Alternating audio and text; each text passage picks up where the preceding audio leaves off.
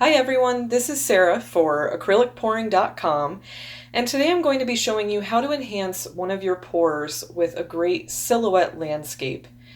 The way I'm going to do this is by painting the landscape on with black acrylic paint and using a little bit of the same metallic bronze that I used in this pour as a highlight. So the tools that we'll need for this are pretty simple. You're going to want a few fine paintbrushes. You can see that this is a pretty fine one here, and this one is super fine. And then one that's a little bit bigger so that you can fill in your silhouettes a little faster. You don't want to try to do that with these little guys. Obviously, you're going to need your pour. So this pour has been curing for about 4 weeks now. I've done this on pours that have only been cured for a few days. As long as you are positive that it is completely dry, you can do this. Now you can also do this on a pour that has already been sealed. I have done that. I have not really had any adverse effects doing it that way, but just again, be 100% sure that your painting is completely dry when you do this, or there is a good chance that you will ruin the painting. Next, I'm going to be using some black paint. For this, I'm just using Nicole's Craft Studio paint from AC Moore. This is a pretty low-cost option, but I do like the opacity of it, so we're going to be using this. And then for the highlights, I'm going to be using Nicole's Craft Studio Metallic Bronze. And then have some water standing by. And obviously, your paint. Okay, so we're going to dive right into making this into a beautiful mountain scene. Just in case you're kind of wondering where I'm going with this, this is a piece that I did recently, and it's one of my favorites. I think the sky is so dramatic. And because the sky was so dramatic, I didn't want to put a lot of detail into these mountains and into the trees, just a few highlights, so that the sky would still be the focal point. And what you're left with is a really just dramatic dreamscape, which is really great. So if you'd like to learn how to create a piece like this, keep on watching. Okay, so the first thing that I'm going to be doing is drawing a horizontal line that's going to run across the painting. I want my landscape to look like a reflection. I want this to look like we're looking at a body of water, the mountains are off in the distance, and then we're going to have some interest here in the front too. So you can do this a few ways. I really recommend grabbing just a white gel pen because it's very easy to wipe off just in case you make a little oops. And then grab something with a straight edge to make your waterline. Now obviously you're going to be working with things like jagged peaks, and if you're starting from the bottom of your painting like I did with this one, you really don't need to worry about making any straight lines because you're working with the straight line down here. Obviously you're working with jagged areas that are very uneven, you're working with fluffy treetops that are different heights, so that won't be a consideration, and this is a good kind of piece to start with. But if you want to do a reflection, you do need to have a line that's going to run straight across here. So that's what we're going to do first, is I'm going to get that line drawn, and then I'm going to start drawing the silhouettes. So let's move this aside. Okay. Now I've decided that I would like this to be about here because I want this part to be down in the water. Take your pen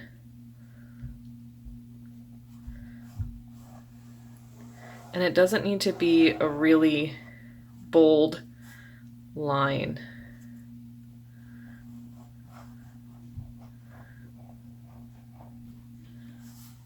I actually just like it to be kind of a faint line because I'm going to take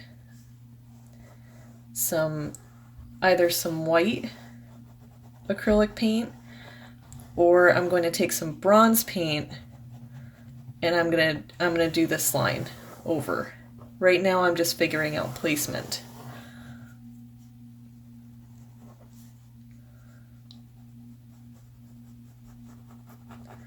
So you see, sometimes you have to kind of press on it to get the gel pen to work, but we're good. So it's hard to see.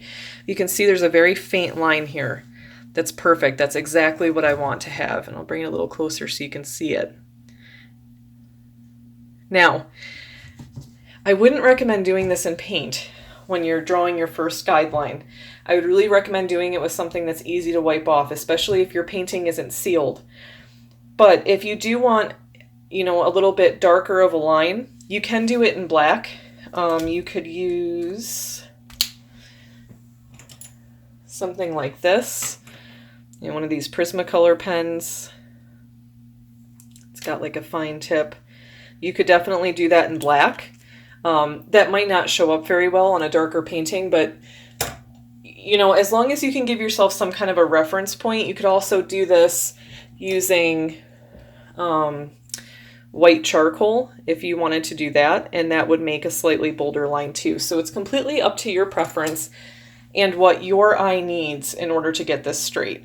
So I'm going to get this line drawn across. I'm actually going to be using my bronze for this, and then we'll come back and do the mountains. So now I have my guideline drawn across the middle. I've painted that on very lightly. It's not super even, but I'm not going to worry about that right now. I am going to worry about that a little bit later on once I actually get my mountains painted on, and I'll go through and sharpen that all up with the black. So now it's time to get your mountains on there, and it's a good time to kind of think about placement. So I don't think I want them to go all the way across. I want to have my mountains come up here a little bit, down here. Then we're going to have some open water until about here, and then the mountains will come back up again. This will all be open. And then on this side, I think I'll have a little island come out, and we'll put a nice group of trees up like that. So if you're having a hard time visualizing it, that is okay. We are going to work on that right now.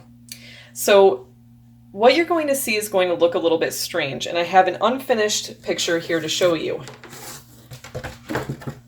So this is another painting that I have been working on, and I wanted to leave it unfinished to use as an example.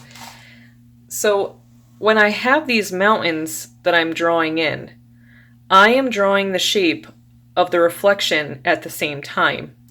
Now with this one, you'll see there's no guideline. I have already wiped the guideline off of this one. But what I do to keep things consistent, because it's fresh in my brain, what my hand has just done with this shape is I will draw this like this, and I will go right back, and I will mirror it around the bottom. Now, I know that that sounds a little bit difficult, but it's really not.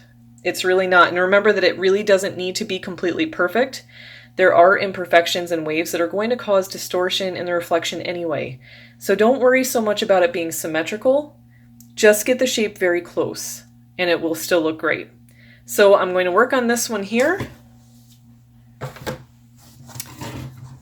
Let's get some mountains painted on. So now that I've got the mountains and the reflections painted on, now I'm going to start filling in these outlines. I'm not going to draw my island down here quite yet, or paint my island down here quite yet. I'm going to wait a little bit until I get these done, because I want to make sure that I definitely want to put a tree up this way, or I might want to put it up here. So we'll see how the painting evolves. So to fill these in, you don't need a tiny brush to do that. You're going to want to use your bigger brush, because you're going to have less possibility of brush strokes, and also less possibility of your pour kind of like shining through any thin strokes. So I'm going to get a pretty good amount of paint on my brush here. And I'm just going to start painting. I like to start in the middle and work my way out.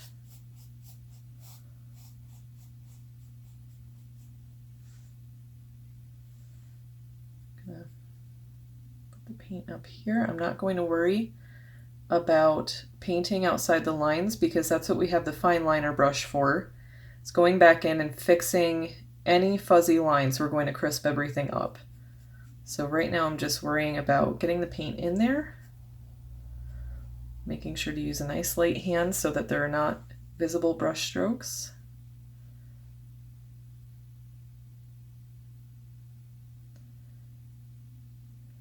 You can see that there's a good reason why you'll need to put 2 coats on here, and that is because you see patches like this. And you don't want to try and layer all the paint on now. Don't make it too thick to try and compensate for that. Just put a nice thin coat on to begin with, and then we'll go back in with more paint.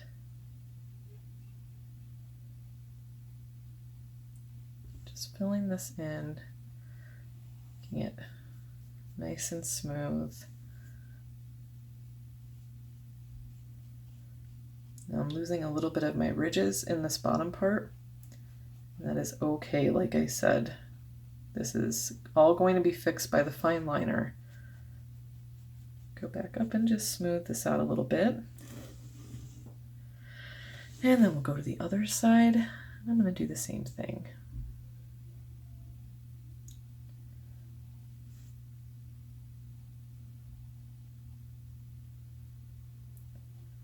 Littlest areas, if you're not confident using a larger brush in those, or if you have a lot of fine details, it's no problem. Use your fine brush.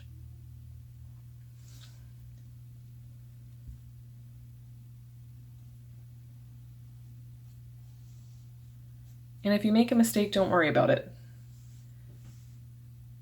Working with silhouettes is very easy because you can always just make your mountain a little bigger. See down here I've got a little dip. That's okay. Later on I'm going to go and I'm going to make this a little higher and make this a little bit rounder, and then it's going to be like it never happened. So it's okay. Now the good thing about working with acrylic paint is that it dries quickly. Over here we're just about dry. So I'm actually going to go ahead and start putting my second coat on right now. And we're going to make sure that all of these lines from the pour are covered. It's very important. You don't want that to shine through. It will affect the final perception of your painting. So, and the point of a silhouette is definitely to be a very bold statement. Ultimately, what you want the focal point of your piece to be is up to you. I like the focal point in this to still be the pour. I want it to give whoever purchases the piece, or whoever I give the piece to more often than not, to look at it and think of it as kind of a dream. You know, and you have to think about what you want your piece to evoke in somebody. What feeling do you want them to get? So we've got some good coverage in here. I'm going to go back in on this side. I see a few thin areas. Just going to cover those up.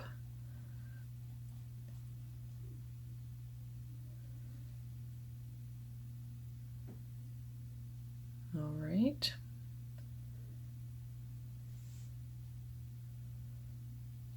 Okay, so we're looking pretty good here.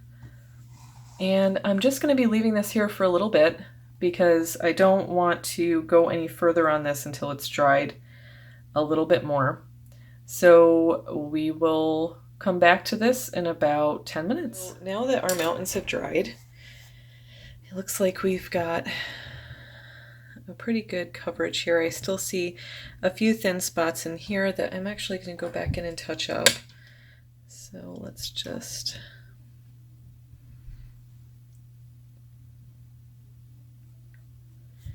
Here we go. Just like to have a nice opaque finish on this. I really don't want any of the pour to be visible. All right, so now I'm going to go back through and I'm going to draw my line back across. Now, I usually freehand this. It's completely up to you if you want to do that.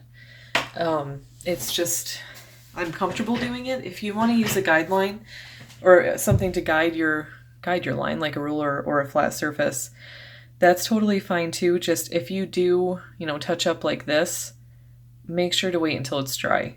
I am not going to wait until it's dry because I have a very light touch, and I'm going to use quite a bit of white paint on here to just kind of glide over it. So let's get some white paint on here. I'm just going to turn this a little bit. I don't know about you guys, but for some reason when I'm drawing, I always have to have my piece turned like this. It's very strange. So that is what I'm going to do here.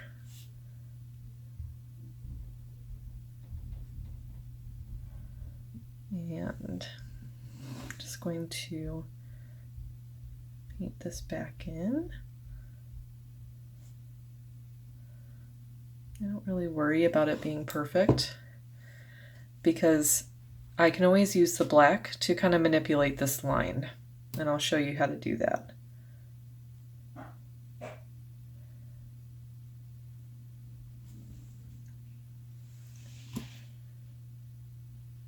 So just go little sections at a time. I've seen some really accomplished pinstripers that can do this in one motion, and I applaud them, but I am not one of those very talented people. So we'll get this straight across here. Now you can go for one of two different effects. You can keep this kind of, you know, a little bit uneven the way that it is. If I bring it a little closer, you'll be able to see it, because it kind of gives the illusion of waves. Or you can go back in with the black and kind of clean things up at the bottom. That's completely up to you. I'm going for a slightly cleaner look, so I am going to clean that up in just a minute. Okay, so get our white across here. That's what I love about acrylic paint, is that this area here is pretty much dry already. But then again, it's also very dry in my house, so that probably has something to do with it. All right, so we're good. We've got our white line back in there. As you can see, this white line is really great because now it really does have the appearance of water. And that's what we're going for. So now I want to get my island in down here. And I think what I'm going to do is have it come down like this. So now remember, this is only the outline. We're going to go back in and fill this in. So it doesn't need to be super crisp right now. This is not the final outline. Okay, and then I'm going to take my bigger brush and fill that in.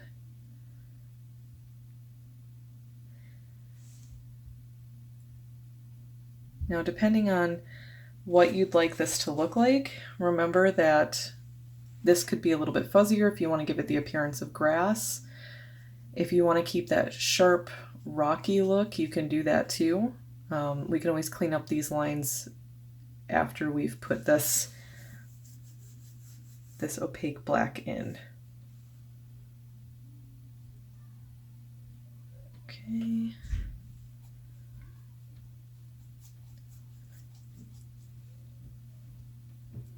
Great, so we've got that filled in. Now I'm just going to go back over and make sure I don't have a lot of brush lines. And I kind of want this to have a little bit more drama, so I'm actually going to extend it down here. Perfect. All right. Not to toot my own horn, but I think that looks pretty good. So, oh, just kidding. I missed a couple spots in here. Now this isn't a quick process, so don't feel like if you're taking your time with this that you're doing something wrong. Take your time, look for thin spots. Make sure that the shape is something that you really like. You can always manipulate it afterwards. That's the beauty of doing a silhouette, is that you can add more black. You can't take it away as easily, but at least with acrylic paint, it could be as easy as just taking like a damp washcloth. So that's good for right now. Now, while that is drying on the bottom, I'm not going to add any trees or anything on there right now because I'd like that to be dry. I'm going to take my fine paintbrush here and put some black on it. I'm just going to clean up my outline a little bit.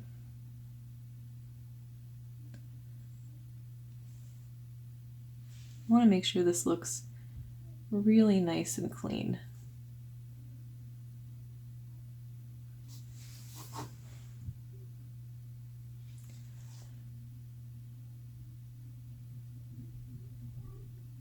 So just going over these areas that are a little fuzzy. You know, things that maybe when I was filling in the black, perhaps I didn't stay in the lines, so I'm cleaning those up right now.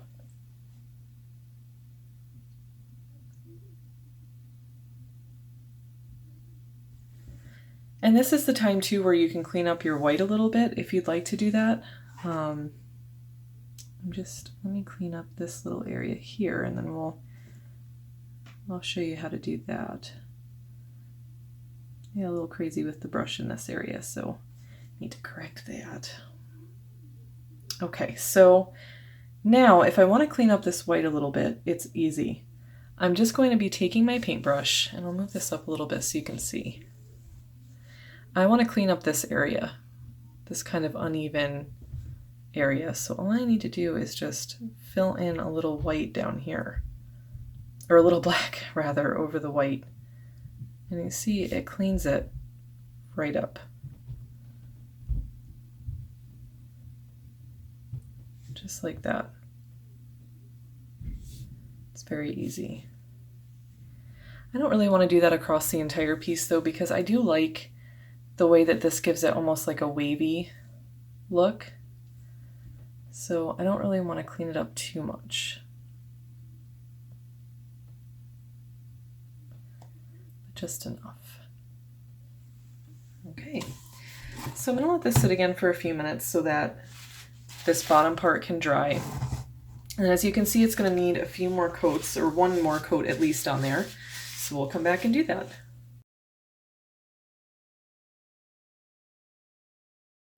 All right, so now that I've got my mountains outlined again the way that I like them, and I have touched up the white. Oh, a little spot over here. See, sometimes you just see things after you think you're done. No harm in going back in and fixing them. So now I think I've fixed everything that I wanted to fix. Now I'm going to start adding details in like trees. So if you're not really 100% sure how to paint a tree, there are a lot of really great tutorials on YouTube about this topic. What I want you to focus on, if you're not used to painting trees, maybe focus on a simpler tree. So what I mean by a simple tree is something like this. So I'm going to take here. Now when you're doing a reflection, think about the way that something is reflected in the water. It's going to be, so like if your tree is facing this way, if you're curving this way in the water, it will also be going that way. So I advise drawing it as one continuous line. So that's what I'm going to do here, is I like a tree leaning over the water. So we've got it like that. Now I'm going to continue it down here.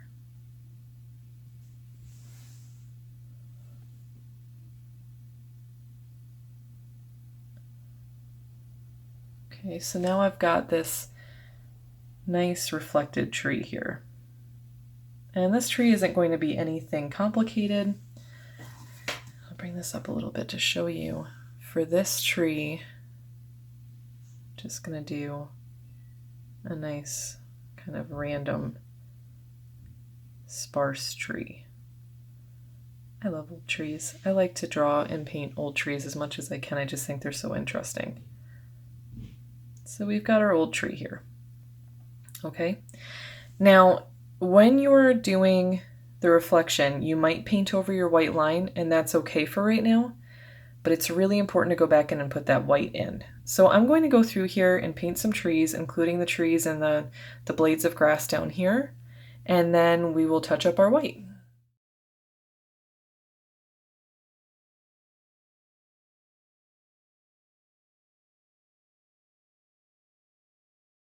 So now I have my trees in there, I've got some blades of grass down here, and I've got a few birds over here. So now what I want to do is go back in and clean up my white. And what I mean is in these reflections here, where you can see I've drawn over the white, I want to go back in there and fix that, because otherwise it looks like your tree is going over the waterline. I don't want that. We don't want to break the waterline, so I'm going to go back in and just carefully touch that up.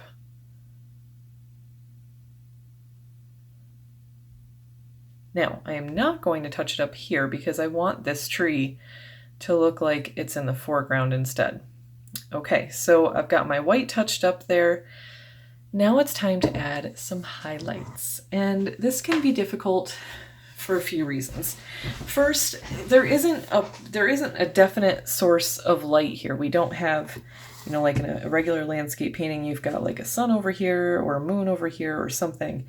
That's not present in this painting, so it's kind of up to you where you want the light to be coming from. Maybe you want the light to be coming from this direction. Maybe you want this to be backlit. That's completely up to you. So first, I'm going to add a few more white highlights in the water just to give a little bit more character. So there's really no rhyme or reason to this. Just adding them in where I feel they should be, and just make sure that they line up with your water line here. That's really the most important thing.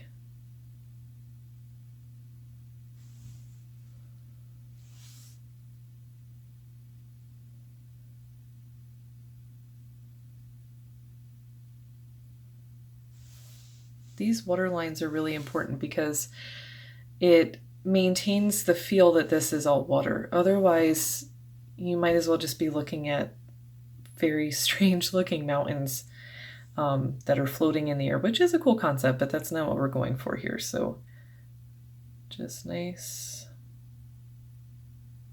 casual water lines. Put them wherever you feel they should be. Wherever you want to reiterate that this is water, this is not sky.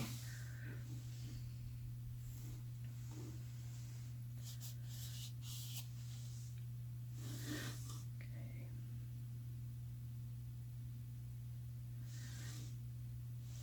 Put a few up in this area too. I want to leave this out.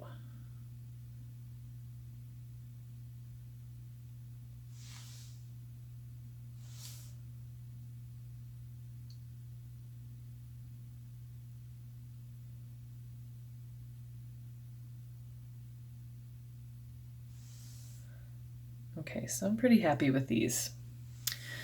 So now it's time to go in and add the highlights. And for the highlights, I'm going to use bronze because I want, when you're walking past this painting, I want you to get a glint of, just a glimmer of the bronze. And that's what I'm going to be using as my highlight.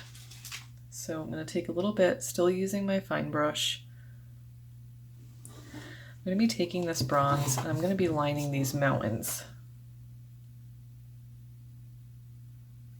Just a little here, and continue it lightly. Don't have a heavy hand, unless you want that look, and that's totally fine too. I do not, though. Highlighting the peaks is a good idea because that's really what's going to catch the light.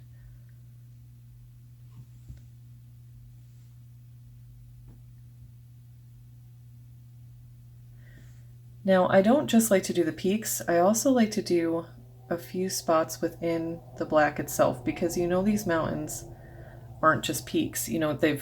This is all 3D here, so adding a few highlights in here will give the look of it being 3D without you actually needing to make it 3D. And I'm going to do a few highlights down here as well, but I'm not going to put them in exactly the same spots. Whether that's right or not, I don't know. It's just what I prefer. I've got another high peak over here. And then I'm also going to add just the lightest touch to this tree in the background. Now I'll continue on to the other side, I definitely want this peak to be nice and highlighted.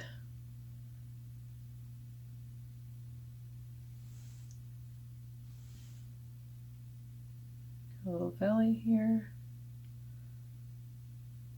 And back up this peak we go.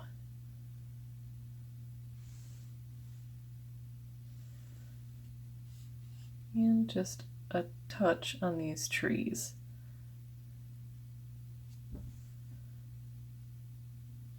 Okay, now we've got this tree here, which is in the foreground, so you want to be careful when you're highlighting this. Really think about where you want these to be. Think about the fact that these branches have leaves on them, you know, all of that. I'm actually just going to gently touch this on here with the same effect I used to make the branches, you know, that tapping with the brush. I'm going to do basically the same thing with this bronze. I want it to flow nicely with the branches. I don't want to do this in a line like I did with the mountains because I want to make sure that I keep that kind of fuzzy look that the trees got. Now we do have a branch that comes down here. It's hard to see, well, obviously, because it's black.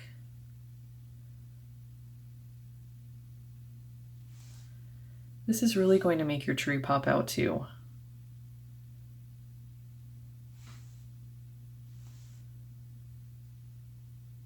A little bit more here. Do just a little on the trunk. Okay, perfect. So the tree is done. You can see it has this really great metallic sheen. And then moving down to the grass, I'm going to do just a few little shoots of highlight here. Now when you're doing these, you want to press a little harder at the bottom and then kind of flick it up. Gives it a nice wispy look. And then we've got our bushes over here. Gotta highlight those too. Can't forget about these. Okay, and then just a few little wisps here.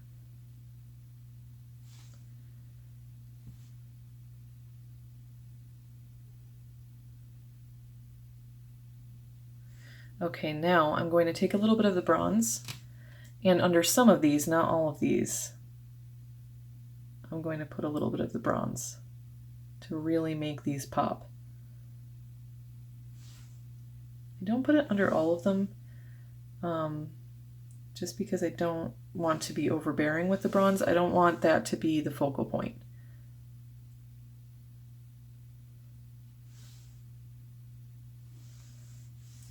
But it almost makes it look like you've put, you know, you've threaded this in here.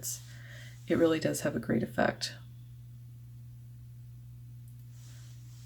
Okay, I'm going to do just a tiniest bit of highlight in the wings here, and I mean tiny, barely touching. Okay, so now you see we've got these beautiful metallic highlights in here. Now, at this point, you'll want to decide, do you have a night sky here or is this daytime?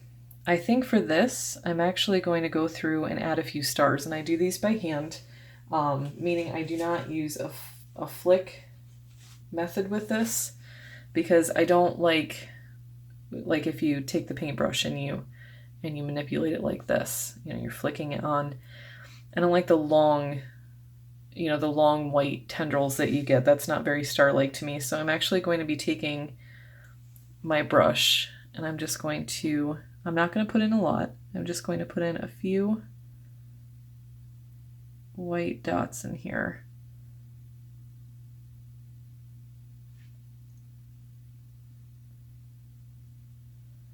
I'm only putting them in the blue. I am not putting them in the pink, and I am not putting them in the bronze. And I'm not going to put a lot of them in. Again, the focal point really should be the pour. I don't want to take away from that. All right, so here's the finished product. Now, this isn't sealed yet, but once it is sealed, the colors are really going to pop. Obviously, we've all experienced with our pours that kind of tragic letdown when the colors dry a little bit darker than we expected, and that's how things went for this pour background. But now that I've got my mountains on, now that we've got these great highlights in, I'm going to, in about a week or two, coat this with about 3 coats of Minwax polyacrylic, and these colors are really going to shine.